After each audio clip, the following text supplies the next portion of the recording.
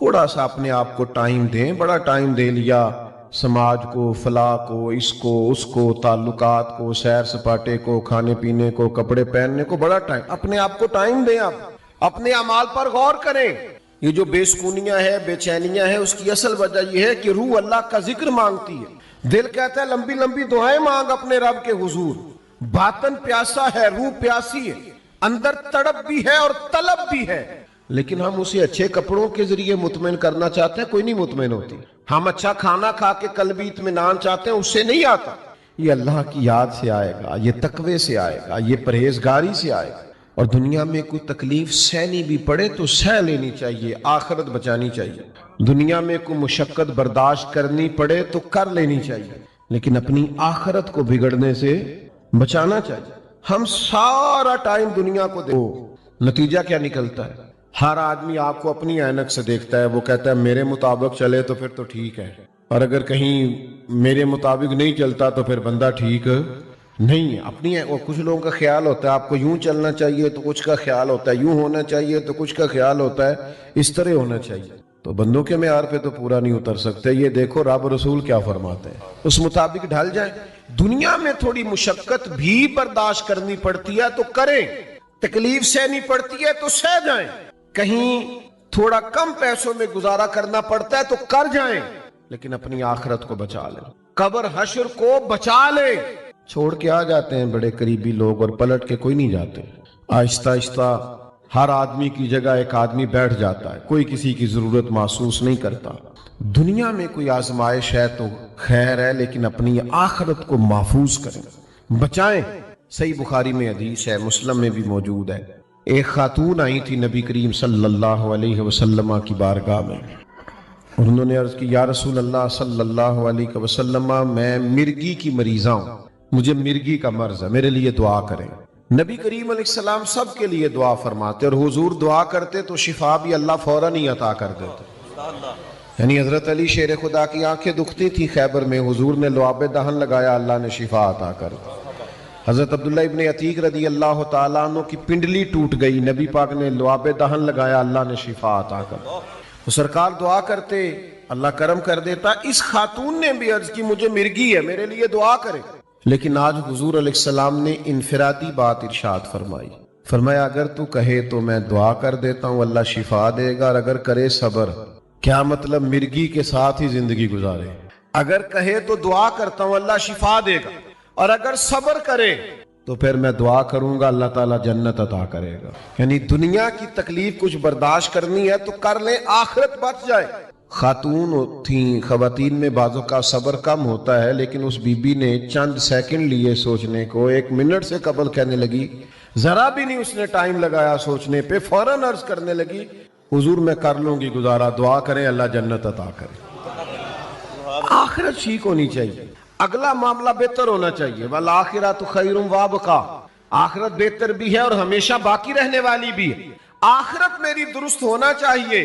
قربان جائیں، اللہ کے محبوب نے اٹھا دیے پھر ہاتھ، اور حضور جب ہاتھ اٹھا دے پھر کرم کی برکھا برس جاتی ہے.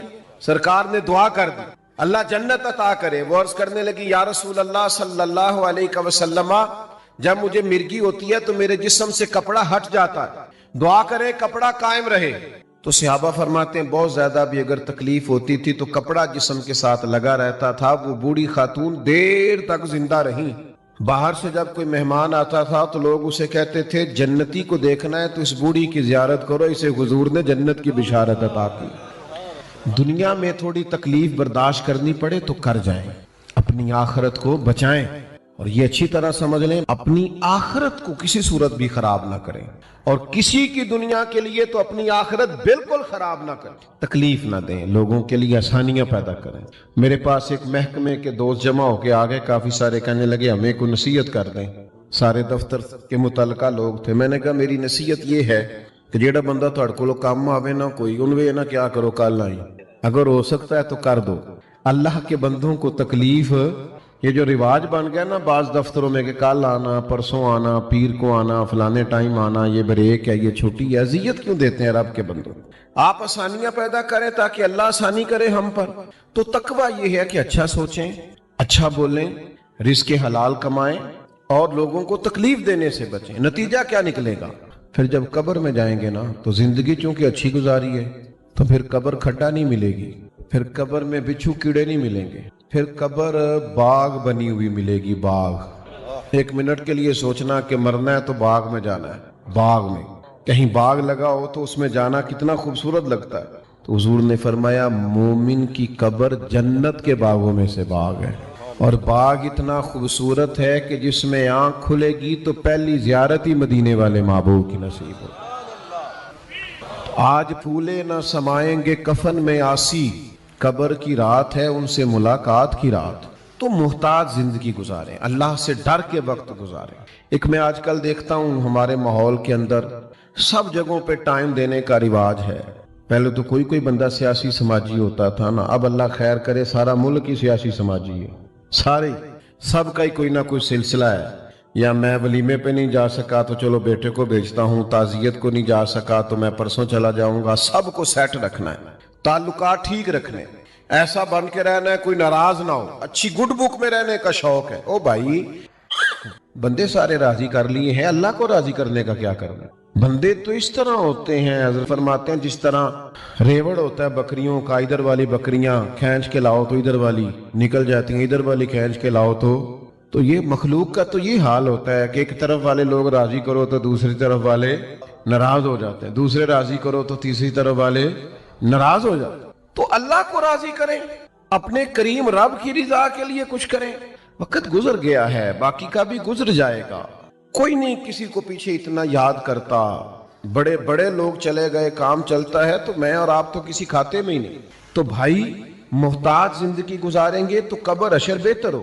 اور پھر آخرت میں کیا انعام ملے گا؟ وہ جو میں نے شروع میں آیات پڑھی، اللہ فرماتے ہیں یوم نحشر المتقین الی الرحمن وفدا. فرمایا جب متقی پرہیزگار لوگوں کی قبریں کھلیں گی تو وہ رب کی بارگاہ میں مہمان بنا کر پیش کیے جائیں گے. اگر محتاط زندگی گزار کے آئیں گے، اللہ سے ڈر کے وقت گزار کے آئیں گے، اپنے اعمال سوار کے آئیں گے، تو پھر قیامت کا خوف نہیں، بلکہ نتیجہ یہ نکلے گا کہ اللہ کی بارگاہ میں مہمان بنا کر پیش کیے جائیں گے. ہاں وَنَسُوقُ الْمُجْرِمِينَ إِلَى جَهَنَّمَ وِرْدًا. جو مجرم ہوں گے جرم کیے دنیا میں، انہیں دوزخ کی طرف پیاسے ہانکا جائے گا. جس طرح چرواہا بکریاں نہیں ہانکتا، اس طرح انہیں دوزخ کی طرف پیاسے ہانک دیا جائے گا، دوزخ میں پھینک دیا جائے گا. تھوڑا بچ کے چلنا. سب سے پہلی بات تو یہ کہ زبان کا تقوی اختیار کریں، بہت زیادہ نہ بولیں، بیکار نہ بولیں، کوئی ایسی بات نہ کریں جو آپ کے لیے، آپ کے اپنوں کے لیے تکلیف کا باعث بنے. زبان پر پہرا بٹھائیں. بہت سارے جرم صرف زبان کی غلط گفتگو کے سبب سے ہو جاتے ہیں. اس لیے نبی کریم علیہ السلام نے فرمایا کہ تم بعض اوقات بات کرتے کرتے ایسا جملہ بول دیتے ہو تمہیں خبر بھی نہیں ہوتی اور اللہ تمہارے لیے جنت کا فیصلہ کر دیتا ہے.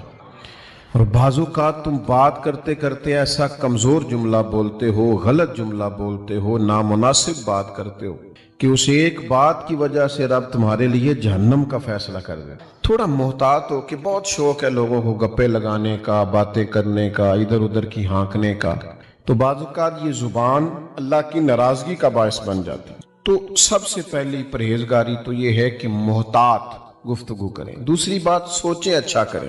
ہمیں کوئی بندہ اچھا ہی نہیں لگتا، ہر ایک کے بارے میں گمان بن جاتا ہے، اس میں تکبر بڑا ہے تو اس کے پاس آکڑ بڑی ہے، تو اس کے پاس پیسے بڑے ہیں تو اس کا نخرہ بڑا ہے، تو اس کو بھئی یہ آپ نے اور میں نے سوچ لیا. حقیقت اس کے برعکس ہے. اچھا گمان رکھیں، اچھا سوچیں. کوئی بعضوں کا چیز ایسی نظر آئے جو نامناسب ہو تو کوئی اچھا مفہوم اس کا بیان کر لیں. یعنی کسی بندے نے آپ سے صحیح سلام نہیں لی آج، تو یہ بھی کہا جا سکتا ہے تکبر بڑا ہے، اور یہ بھی کہا جا سکتا ہے کہ لگتا ہے بیچارہ پریشان ہے، لگتا ہے کوئی دکھ ہے، کوئی تکلیف ہے، کوئی ٹینشن ہے. تو اچھا ترجمہ کر لیا جائے، اچھا گمان کر لیا جائے. نبی پاک صلی اللہ تعالی علیہ وسلم نے فرمایا اچھا سوچنا بھی عبادت ہے، اچھا گمان کرنا بھی عبادت. تو بھولیں اچھا، سوچیں اچھا. تیسری بات، رزق کے معاملے میں بہت محتاط ہو جائیں. 100 روٹیاں ایک وقت پیٹ میں نہیں جا سکتی، اتنا بڑا پیٹ ہی نہیں بنایا اللہ. لاکھوں کروڑوں کھائے نہیں جا سکتے ہر روز، اتنا بڑا اللہ تعالیٰ نے وسعت نہیں بنائی. رزق جو حلال ہے جو طیب ہے، جو پاکیزہ ہے، صرف وہ رزق حاصل کریں۔ یہ نہیں ہو سکتا کہ آپ کسی کے بچوں کا حق چھین کے اپنے بچوں کو کھلا جائیں اور پھر کہیں میرے گھر میں سکون ہو۔ تو بھئی جب اتنے سارے لوگوں کا حق مار لیا ہے تو چین کہاں سے آئے گا، اطمینان کہاں سے آئے گا؟ رزق حلال نور پیدا کر دیتا ہے، اور غیر محتاط طریقے سے لیا ہوا مال وہ انسان کو بے سکون بھی کرتا ہے، ذہنی طور پہ الجھاؤ بھی پیدا کرتا ہے، اور سب سے بڑا نقصان یہ کرتا ہے کہ جب رزق حلال نہیں ہوتا تو بندے کا اللہ سے رشتہ کمزور ہو جاتا ہے۔ دیکھو میں نے کیا کہا، اللہ تعالیٰ سے رشتہ کمزور ہوتا ہے۔ نبی کریم صلی اللہ تعالیٰ علیہ وسلم نے فرمایا ایک آدمی دور کا سفر کر کے چلتا ہے اور دیر سے کہیں پہنچتا ہے، شارحین حدیث فرماتے ہیں اس کا معنی یہ ہے کہ وہ اللہ کے گھر بیت اللہ میں پہنچا، لمبا سفر کر کے آیا، بیت اللہ پہنچا ہے، اور یہاں آ کے وہ دعا کرتا ہے یا رب یا رب یا رب۔ حضور علیہ السلام نے فرمایا اس کی دعا قبول نہیں ہوگی۔ یا رسول اللہ صلی اللہ علیہ وسلم، اتنا لمبا سفر کر کے آیا ہے اور اتنی مشقت سے پہنچا ہے تو کیوں نہیں قبول ہوگی؟ تو کریم فرمانے لگے اس لیے نہیں قبول ہوگی کہ اس نے جو کھایا ہے وہ بھی حرام پیسوں کا ہے، اور جو پیا ہے وہ بھی حرام پیسوں کا ہے، اور جو پہنا ہے وہ بھی حرام کا۔ تو جب تک رزق حلال نہ ہو دعائیں قبول، تو محتاط کمائے نا، محتاط لائیں نا۔ پھر ایک اور بات بھی آپ کو عرض کروں، حلال میں برکت بڑی ہوتی، پیسے تھوڑے ہوتے ہیں پر ان میں برکت ہوتی۔ یہ ناجائز پیسوں کی تو سمجھ نہیں آتی آئے کہاں سے اور پھر گئے کدھر، اس معاملے میں محتاط۔ تیسری چوتھی بات یہ کہ لوگوں کو تکلیف دینے سے بچیں، اذیت نہ پہنچائیں۔ ہمارا ایک مخصوص سا مزاج ہو جاتا ہے کہ میں بڑا اہم آدمی ہوں، میری بڑی خاص شخصیت ہے۔ کچھ لوگ تو کسی لائن میں لگنا پسند ہی نہیں کرتے، کسی نظم کا، کسی پابندی کا حصہ بننا ان کے بس کی بات ہی نہیں۔ یاد رکھیں احتیاط کرنی چاہیے، کسی کو اذیت نہ پہنچے، کسی کو تکلیف نہ ہو۔ ایسا نہ ہو کہ کوئی ہماری وجہ سے اللہ کے حضور جا کے روئے کہ اس نے بڑا ستایا ہے۔ اپنے وجود کو اس طرح کا نہ بنایا جائے کہ اللہ کے بندے اس سے اذیت محسوس کریں، اللہ کی مخلوق کے لیے آسانی پیدا کی جائے۔ حضور علیہ السلام نے فرمایا، یہ سیاستہ میں حدیث ہے، کریم فرماتے ہیں قیامت کے دن اللہ تعالیٰ کی بارگاہ میں ایک تاجر پیش کیا جائے گا، تجارت کرتا تھا، کاروبار کرتا تھا۔ جب اللہ تعالیٰ کی بارگاہ عالی مرتبت میں پیش ہوگا تو رب فرشتوں سے فرمائے گا میری رحمت کا فیصلہ ہے کہ اسے جنت عطا کی جائے۔ تو ہر آدمی کو اپنا پتہ تو ہوتا ہی ہے، من آنم کے من دانم، پتہ تے سارا ہے سردار نو کیتیاں دا، پتہ تو ہوتا ہے نا بندے کو اپنے اعمال کا۔ تو وہ تاجر اللہ کے حضور عرض گزار ہوتا ہے، مالک مجھے تو اپنے اعمال کا پتہ ہے، میرے اندر تو ڈھیروں کوتاہیاں ہیں، لیکن یہ جو سبب بنا ہے میرے لیے بخشش کا، وہ سبب کیا ہے؟ کس چیز کی برکت سے اللہ تعالیٰ نے مجھے معاف کیا؟ تو حضور علیہ السلام فرماتے ہیں رب کریم اس تاجر سے فرمائے گا تو تجارت کرتا تھا، کاروبار کرتا تھا، پھر کچھ لوگ تجھ سے ادھار بھی لے جاتے تھے، پھر تو اپنے لوگوں کو بھیجتا تھا پیسے لینے کے لیے کہ وہ فلاں آدمی لے گیا تھا مال، اس سے پیسے لینے، تو کہا کرتا تھا کہ جو جان بوجھ کے نہ دے اس پہ سختی کرنا۔ میری طرف دیکھ رہے ہیں آپ، جو جان بوجھ کے نہ دے اس پہ سختی کرنا، لیکن اگر کوئی تنگ دست ہو، مجبور ہو، کمزور ہو، غریب ہو تو اس پہ آسانی کر دینا ہمارا گزارا ہوتا ہے، تو کہا کرتا تھا۔ تو تاجر عرض کرے گا مالک میں کہتا تھا کہ یار اگر کوئی مجبور ہوا نا تو اسے گنجائش دینا، ہمارا تو کام چلتا ہے، ویسے ہم غریبوں کو گنجائش نہیں دیتے۔ ہاں جی کسی تگڑے کو پیسے لینے ہون تے انہوں آکھی دا بھائی تو کیویں دے سکنا ہے، بندہ ماڑا ہوئے تے انہوں آندے نے بھی سویرے دینے نہیں تے میں تینوں لیبڑ لینا ہے، غریب آدمی ہے، پتہ ہے اس بیچارے نے روب میں آ جانا۔ تو حضور علیہ السلام کی ایک حدیث آپ نے یاد رکھنی ہے، نبی پاک علیہ السلام نے فرمایا اگر تم نے کسی شخص سے کچھ رقم لینی ہے اور بندہ تنگ دست ہے، مجبور ہے، دے نہیں پا رہا، تو کریم فرماتے ہیں اسے مہلت دے دو، جتنی دنوں کی تم اسے مہلت دو گے، جتنے پیسے تم نے اس سے لینے ہوں گے اتنے پیسے اللہ روز صدقہ کرنے کا ثواب عطا فرمائے، آسانی کر دو اللہ کے بندے۔ تو حضور فرماتے ہیں اللہ تعالیٰ اس تاجر سے فرمائے گا تو کہتا تھا کہ بھائی جو تنگ دست ہوا آسانی دینا ہمارا تو کام چلتا، مالک میں کہتا تھا، تو اللہ فرمائے گا پھر بتا نا تو میرے بندوں پہ آسانی کرتا تھا، میں تیرے اوپر آسانی نہ کروں۔ حضرت عمر بن عبدالعزیز رحمۃ اللہ علیہ بادشاہ تھے، تو جب آپ کا آخری وقت تھا تو آپ نے اپنے بچوں کو بلا کے کہا تھا بیٹا میں تمہارے لیے کچھ نہیں بنا سکا، کوئی دنیا داری جمع نہیں کر سکا، اور کہنے لگے اس کی وجہ یہ تھی کہ تمہارا باپ بزدل تھا، دوزخ سے ڈر گیا، اگر دلیر ہوتا، جہنم کی آگ سے نہ ڈرتا تو بڑا مال جمع کرتا۔ میں ڈر گیا تھا، میں نے اپنی آخرت تباہ نہیں کی تمہاری دنیا بنانے کے لیے، تو مجھے معاف کر دینا۔ تو آپ کے بچے کہنے لگے ابا جی لوگوں کے بچے بھی گلیوں سے گزرتے ہیں، حال اور ہوتا ہے، ہم جب گزرتے ہیں لوگ آپ کو بھی دعائیں دیتے ہیں، ہمیں بھی دعائیں دیتے ہیں۔ باقی جو بادشاہ گزر گئے، بڑا بڑا مال چھوڑ کے گئے، ان کے بچے مسجدوں کے آگے مانگا کرتے تھے، بھیک مانگتے تھے، اور جناب عمر بن عبدالعزیز کے بچوں کو اللہ نے بڑی شانیں عطا فرمائی۔ تو کبھی بھی آخرت کے معاملے میں اپنے بھی، اولاد کے معاملے بھی اپنے آپ کو محتاط کریں، اگلی زندگی سنور جائے تو پھر انقلاب آتا ہے۔ ایک صحابی تھے حضرت عوف بن مالک رضی اللہ تعالیٰ عنہ، وہ فرماتے میرے گھر میں بڑی غربت آ گئی، اور ساتھ یہ ہوا کہ میرا بیٹا بھی کفار نے قید کر لیا، تو میں بڑا پریشان ہو کے حضور کی بارگاہ میں حاضر ہوا، یا رسول اللہ صلی اللہ تعالیٰ علیہ وسلم، ایک تو غربت، اوپر سے بیٹا